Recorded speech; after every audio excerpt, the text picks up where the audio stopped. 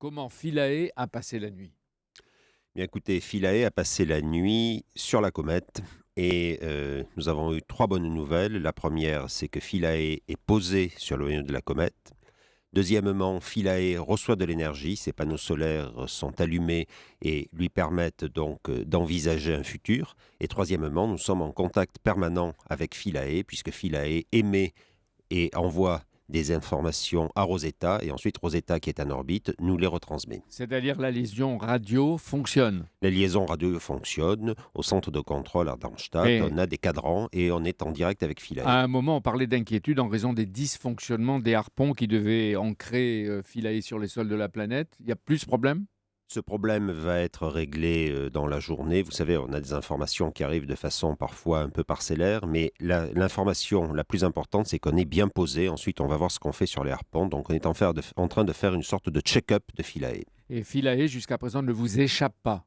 Non, on est en contact et c'est ça le plus important. Et surtout, on a de l'énergie.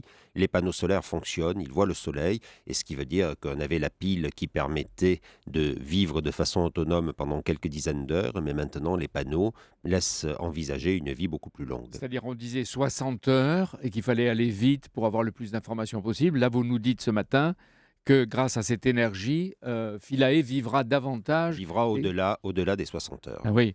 Et donc, Philae n'a pas arrêté de travailler. Est-ce que les caméras qui sont à bord, il y en a 8, est-ce qu'elles fonctionnent? Aujourd'hui, les informations que nous avons nous disent que tous les systèmes fonctionnent bien. Maintenant, les caméras, on aura la preuve qu'elles fonctionnent lorsqu'on aura reçu les images. Et ça, c'est quelque chose qu'on est en train d'attendre. C'est-à-dire que vous aurez dans la journée, dans la matinée. C'est ce qu'on espère.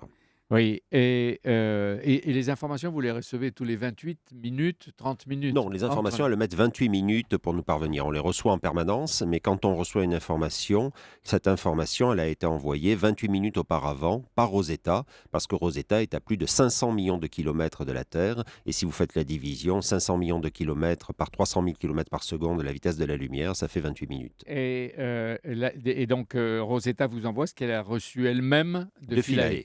La comète est à 530 millions de kilomètres de nous, vous le dites, Jean-Yves Le Gall. Mais comment expliquer que Rosetta a parcouru dans l'espace pour y parvenir 6 milliards et demi de kilomètres? Mais Et il n'y avait pas un raccourci à prendre? non, il n'y avait pas de raccourci parce qu'on n'avait pas assez d'énergie pour y aller en direct.